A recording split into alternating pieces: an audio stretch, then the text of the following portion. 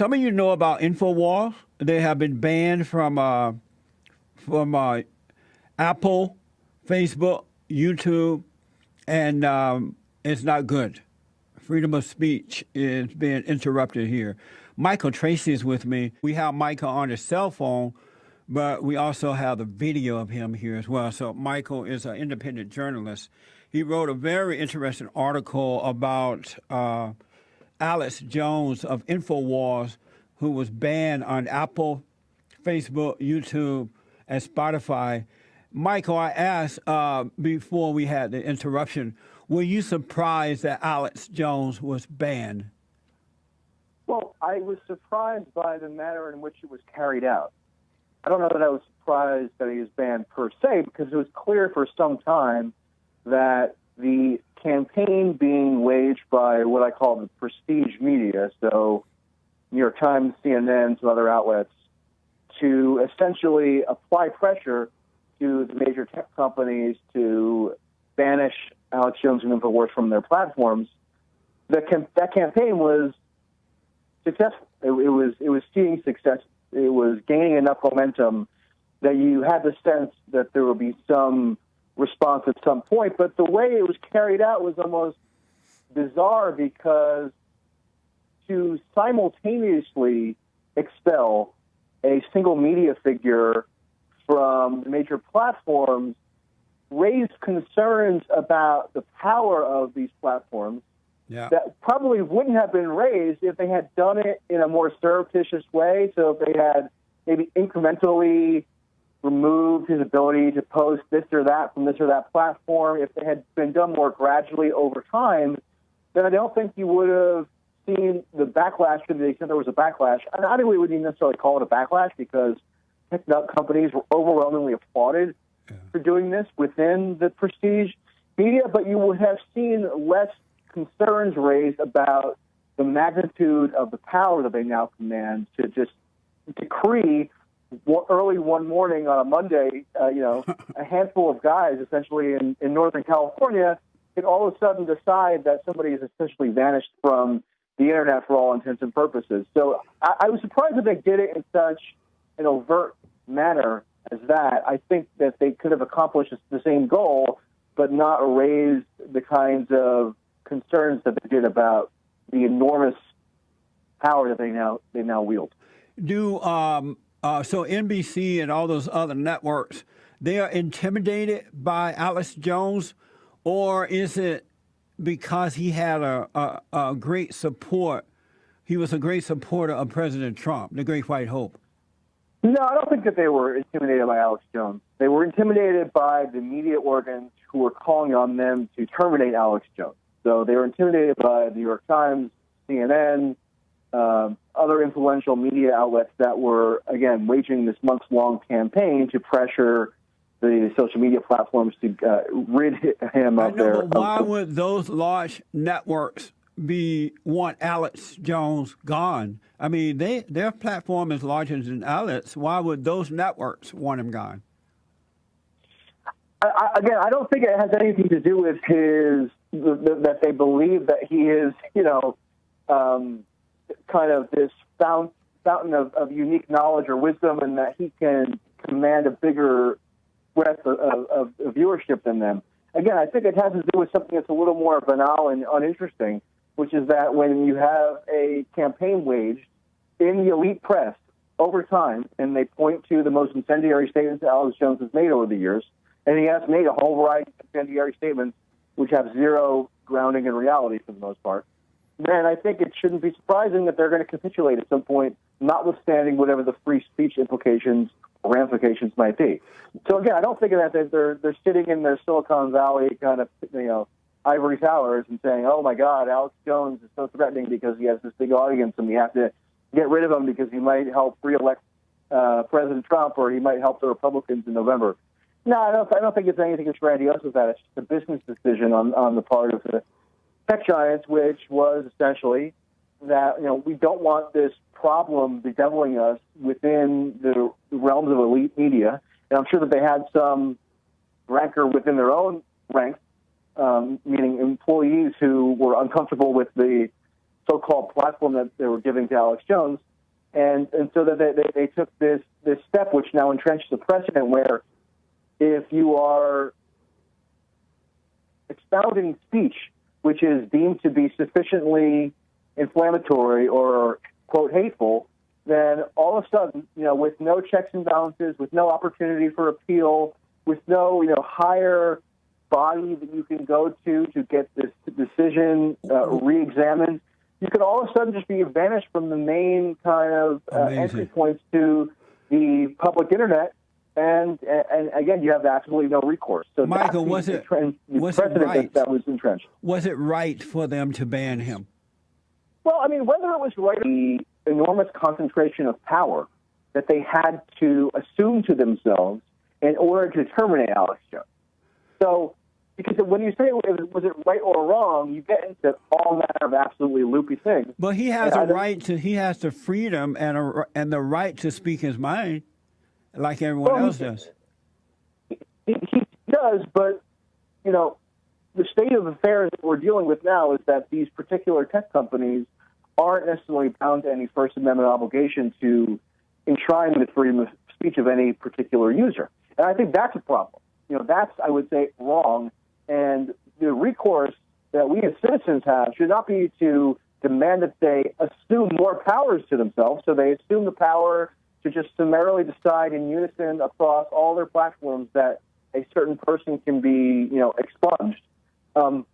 We should try to exert greater democratic control over the decisions that these platforms make and not just allow it to be up to their whim. So whether it was right for Alex Jones to be banished, I think there might be some good effects because there are certain people who will take things that he says and act in a ridiculous manner.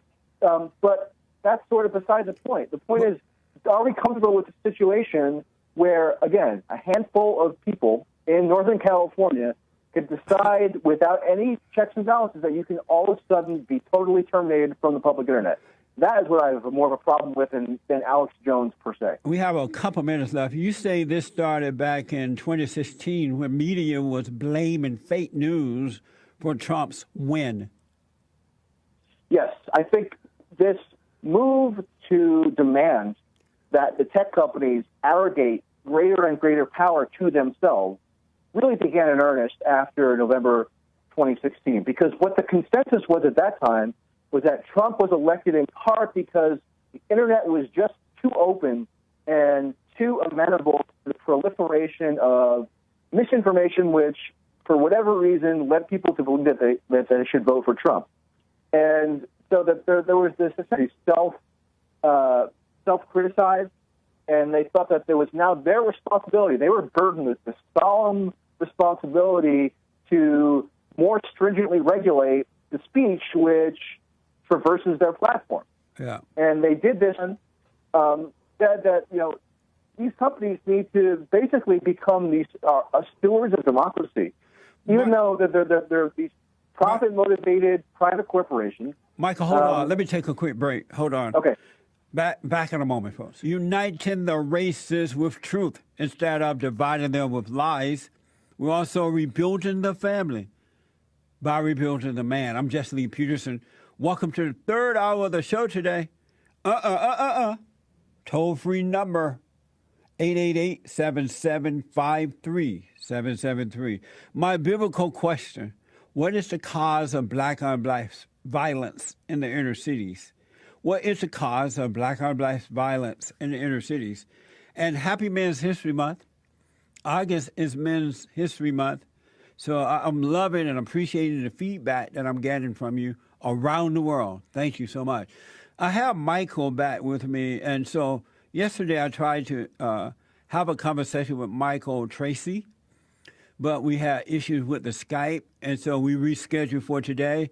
And we got to get to your calls. I'm going to get to your calls. But I wanted to talk to Michael. He is an independent journalist, most recently with the Young Turks.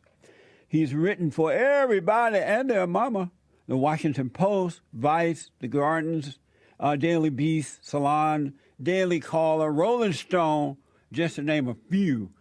And Michael wrote a very interesting article. Michael Tracey wrote an article in Medium.com titled Alex Jones, Vanquished.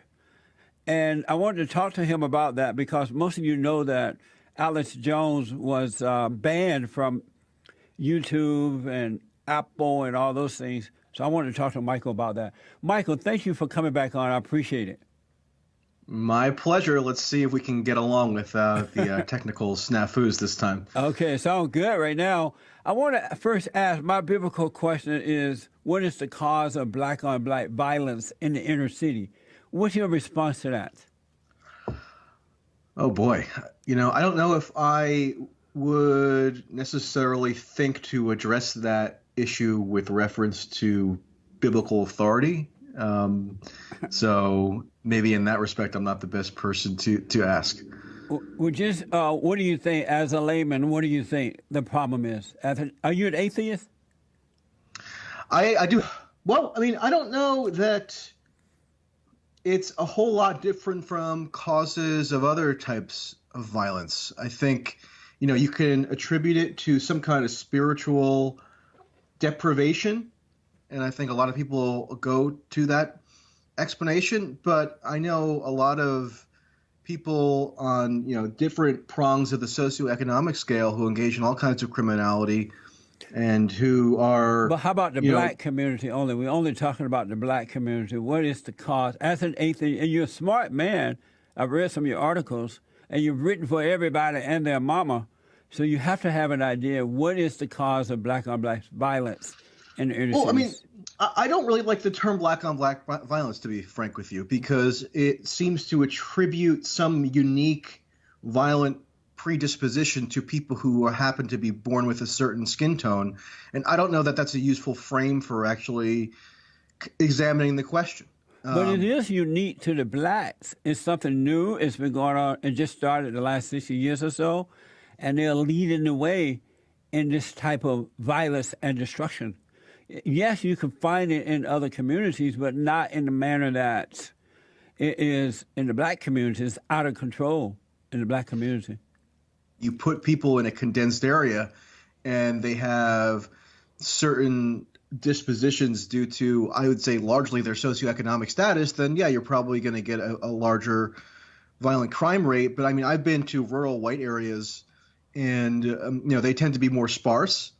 They tend to be less, the people who are in those conditions aren't generally living in like apartment buildings and in heavily concentrated areas. But I would say they're no less disposed to certain maybe self-destructive tendencies. That's why black-on-black crime is not the framing that I would use. Because, again, it attributes some special significance to people on the basis of their skin color, and I don't know that I would want to go down that road. Amazing. Absolutely amazing. So I want to talk quickly about what's happening with these YouTube. Are you concerned about the abuse of power by Apple, Facebook, YouTube, and Twitter and others? Yeah, one you asked me yesterday, was I surprised that this happened? And I wasn't surprised per se that to Alex Jones and other conservatives. Right, yeah. Right, to Alex Jones. I wasn't surprised per se that they took steps to lessen the magnitude of his reach on these platforms, but I was surprised that they took such sweeping action in such seemingly coordinated fashion. And that seemed to me to be a new step or a new power that they arrogated to themselves. Because if the major tech companies can simultaneously decide to banish a particular media figure from essentially the entire public web, because although he still has his own private website, huge portions of web traffic now flow through these social media platforms. So effectively, they're terminating him from the public internet, with the exception of Twitter, which is not. Right. But on the other platforms, they seem to, by doing it in this coordinated fashion, they brought attention to the massive power that they wield, and therefore they brought some scrutiny to how they actually choose to wield that power. And I was surprised by that, because you'd think that they could have maybe taken incremental steps to lessen his reach. They could have, over time, maybe restricted certain features of his, or they could have, maybe blacklisted him in a more subtle way. But for them to have done it, on a random Monday morning, it seemed to me it brought additional scrutiny to them from people who are concerned about the precedent that this enshrines, whether or not you think that Alex Jones is a productive voice to have in the public arena, which for the most part he is not. I mean, he says a lot of crazy stuff, and he does damage to people's psyches. But that's not really the point. The point is the ever increasing concentration of power that a handful of people in Northern California happen to wield, and for whom there is no appellate authority that you can go to if you have a grievance. There's nobody above Mark Zuckerberg and Jack Dorsey that you can say, hey, we need some checks and balances.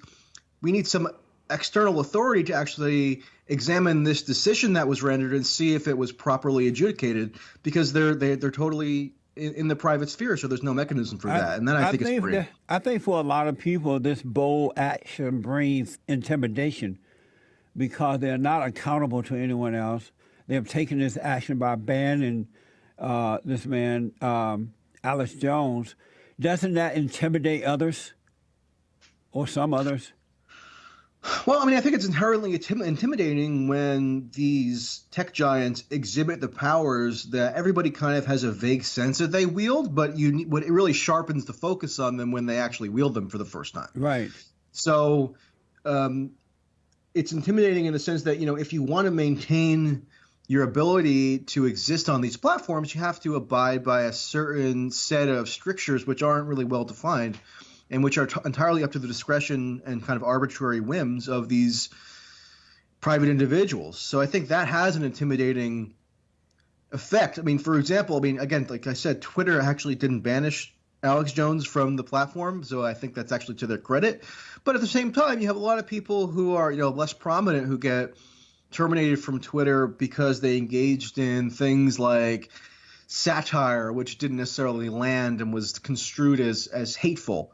So I think a lot of the freedom of expression, quote unquote, that was supposedly the big promise of the internet going back to its earlier days, has been gradually squeezed out by the growing control that a few individuals exert over the public discussion on these platforms. So I think in that sense, it has an intimidating effect. I want you to, I've got a question or statement from live chat here. Spoiler alert says CNN and Young Turks harmed people's psyche more than Alex Jones in his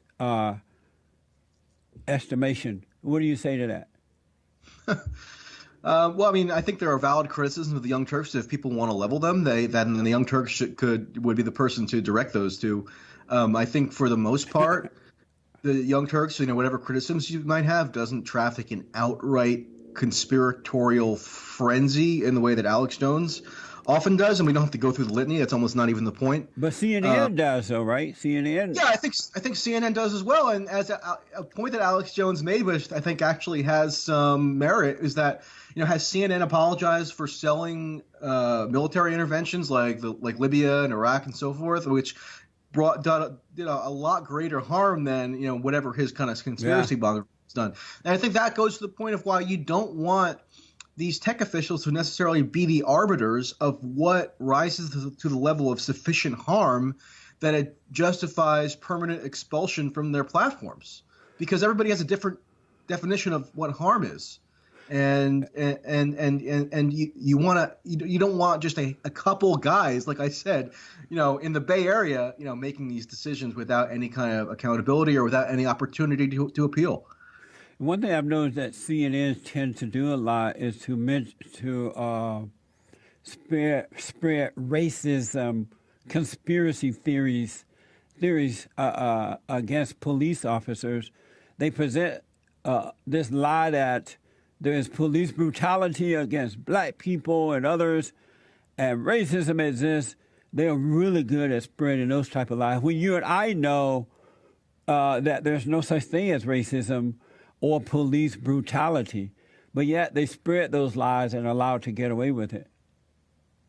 I don't agree that there's no such thing as racism and police brutality. We could have a separate discussion about that, but I think it gets to the larger point of why everybody has a separate definition of what harm constitutes and what conspiracy theorizing is. You don't want that. Hold on, Michael. Let me take a quick break. I have a couple more questions for you right after this break. Michael, I agree with you that the media, social media, can't define what harm is. And speaking of that, Twitter's Jack Dorsey, as you write about, want to promote conversational health. What is conversational health? Your guess was as good as mine. It's one of these weird new terms that have been invented by the tech officials who are basically responding to the pressure that's been applied to them to come up with all these new ways to manage how the discourse operates on their various platforms. So they have to devise these weird phrases that seem like something out of a subpar self-help book. Yes. And as a way to kind of characterize what it is that they're doing. But conversational health, I mean, it can mean anything to anybody. Your definition of conversational health differs from mine probably, but hopefully we can still have a conversation. The point is we wouldn't necessarily want some external body dictating to us how we are to engage in what they deem to be healthy conversation. Yes. So that's the point about the dangers of this concentration of power that these very few individuals wield. And by the way, it seems like a lot of conservatives are coming to this realization that although there's no necessary First Amendment obligation for these private tech companies to impose some measure of freedom of speech, there's an obligation in a sense that maybe transcends whatever kind of First Amendment constitutional protections may or may not apply, because again, it's not a public enterprise. So I think that's sort of a useful development in terms of how we come to grips with the power that these entities now exert over our lives. So that's something I've been kind of heartened by. Why do you think that conservatives are weak when it comes to making their own platforms? Well, I mean, I think conservatives have tried to make their own platforms. The issue is, like, I'm trying to imagine what a so-called conservative Twitter or Facebook would look like. I think it's often a mistake to attribute some kind of virulent leftism to the people who run these operations. For the most part, they want conservatives' business, so they want to do things that don't necessarily make them flee the platforms. And actually, if you look at what somebody like Jack Dorsey has done, he's gone around and met with prominent conservatives in Washington and tried to field their concerns and tried to show them that they are welcome in a sense within their kind of broad tent. But not necessarily. Twitter banned CRTV host Gavin McInnes, Proud Boys, and Proud Boys. They also banned a bunch of alt-right people, including Jared Taylor and Amram.com. They banned those people as well. So they're not like open hands. Twitter is not welcoming these people. Well, yeah, and they've banned people on the left as well for what don't seem to be totally transparent reasons. So like again, who? Can you give me one? Give me one on the left that they banned. I mean, just in the past couple of days, there's a prominent YouTube personality called The Amazing Atheist who is, generally on the left, and he made some kind of joke mocking, anti-white racism, and then they construe that as some kind of hate speech, and they banned him. And there are other examples. The point is that I think it'd be a mistake to assume that they have this kind of anti-conservative agenda. I think it's a little more complicated than that. Oftentimes it can manifest in a way that appears to conservatives like they're being targeted. But I think, for the most part, they're driven by profit. And when that profit kind of encourages them to do things that appear to disadvantage conservatives, they do it, but it's not because they have some kind of great ideological mission that they're waging. Then why are they banning prominent Republicans or conservatives, but not prominent Democrats or liberals? Well, I mean, it's true that Twitter in particular has banned a lot of prominent conservatives and liberals, but not exclusively. I mean, I'm just going with examples from the past couple of days. The Telesur, which is the Venezuelan government's media organ, which is obviously a socialist country, they were just banned from Facebook today. You have other organizations who are associated with Venezuela have also been banned. So I think, again, it just goes beyond a simple left-right paradigm issue. I don't know that conservatives benefit from operating as though they're being just kind of unduly targeted. If you want to actually exert control over who these tech companies can banish from their platforms, you have to kind of get beyond the simple-minded assumption that it's just about this kind of anti-conservative bias. I don't think But it's we that. can't avoid it. We can't avoid it when we see it conservatives- happen. Let me tell you this. Gavin McInnes is one of the nicest, humblest men on this side of heaven.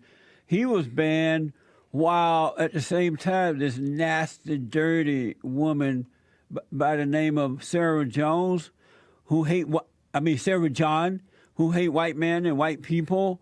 She was hired by an Asian woman, hired by the New York Times. So we can't avoid these type of things when they are happening all the time.